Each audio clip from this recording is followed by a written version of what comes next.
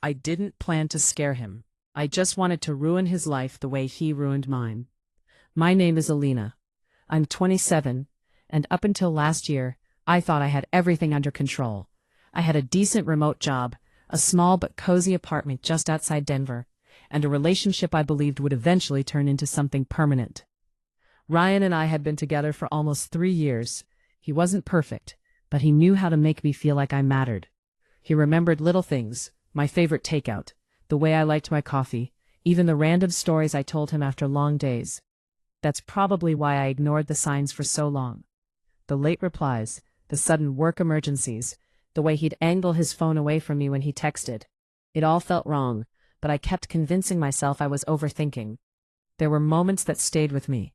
Once we were at dinner, and his phone lit up on the table. He flipped it over so fast it almost fell. When I asked who it was, he smiled and said, "Just work stuff." Another time, he canceled plans last minute and said his boss needed him. But when I checked his social media later that night, he'd accidentally liked someone's photo, posted just minutes before. I saw it. He unliked it almost immediately, but I had already taken a screenshot. I didn't say anything, not yet, because deep down, I think I already knew. I just didn't want to face it. Until that night. He left his phone on the kitchen counter while he went to shower. I really wasn't. But then it buzzed, and I saw the notification. "Don't forget tonight." My hands went cold. I remember just standing there, staring at the screen, like if I didn't move, it wouldn't be real. But it was. And once I unlocked his phone, there was no going back. What I found wasn't just cheating, it was layers of it. Different women, different conversations, plans, lies. He had entire conversations where he talked about me like I was just temporary. Like I was someone he was dealing with until something better came along. I felt sick, but I didn't cry. Not then. Instead, I locked his phone, placed it back exactly where it was, and walked to the bedroom. When he came out of the shower, I smiled at him.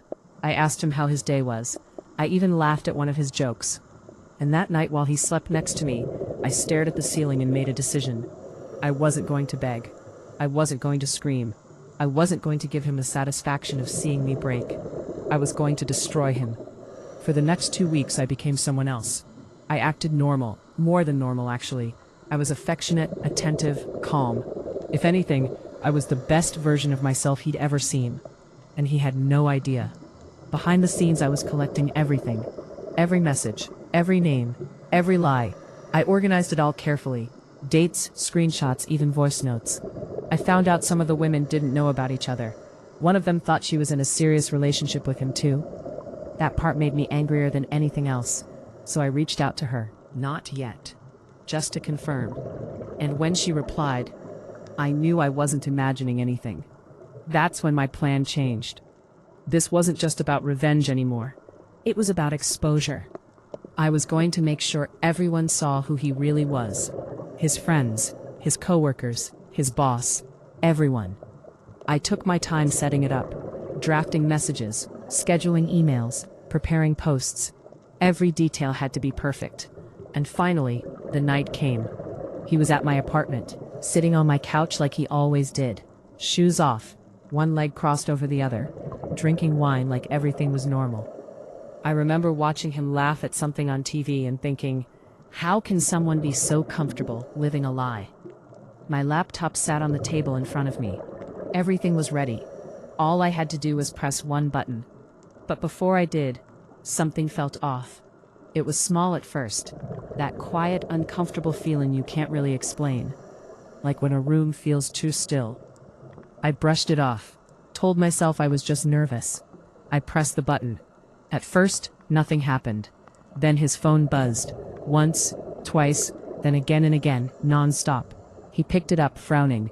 What the hell? I didn't say anything. I just watched him.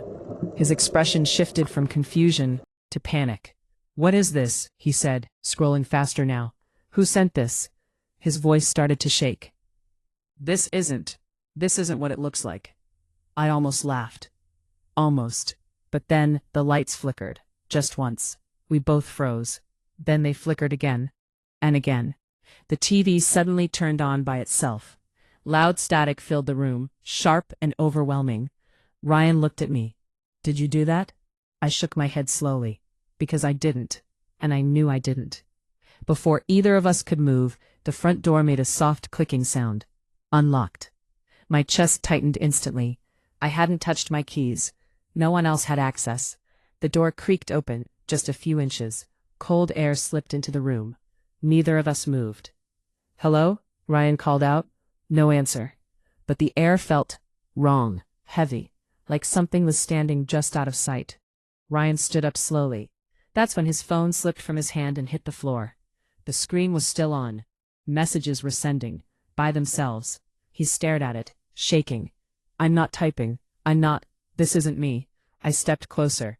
The messages weren't just the ones I had prepared. There were new ones. Things I had never seen before.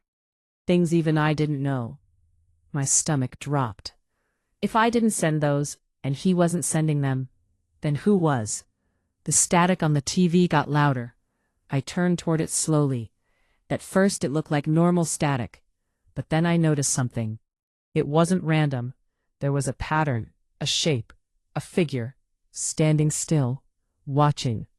I blinked, hoping it would disappear. It didn't. Instead, it moved. Ryan let out a sharp panic sound behind me. I turned back toward him, and that's when I saw it. Not clearly, not like a person, but something was there, right behind him. A presence. Close. Too close. Ryan spun around, but there was nothing he could actually see. "I'm leaving," he said suddenly. His voice broke. Didn't grab his phone. He just ran. Out the door. Gone. And just like that, everything stopped. The TV shut off. The lights steadied. The air felt normal again. Too normal. I stood there for a long time, trying to process what had just happened. Eventually, I walked over and picked up his phone. The messages were still there. All of them, including the ones I never wrote. And some of those details, there is no way anyone could have known them. I didn't sleep that night, or the next. I kept replaying everything in my head, trying to make sense of it, trying to find a logical explanation. But there wasn't one. Ryan never contacted me again. A few weeks later, I heard through mutual friends that he lost his job, lost his reputation, basically disappeared from everyone's life. Exactly what I wanted. I got my revenge. But it didn't feel the way I thought it would. Because sometimes, late at night, my TV turns on by itself. Just for a few seconds, static fills the screen. And if I look closely, I can still see that figure, standing there, watching me, waiting.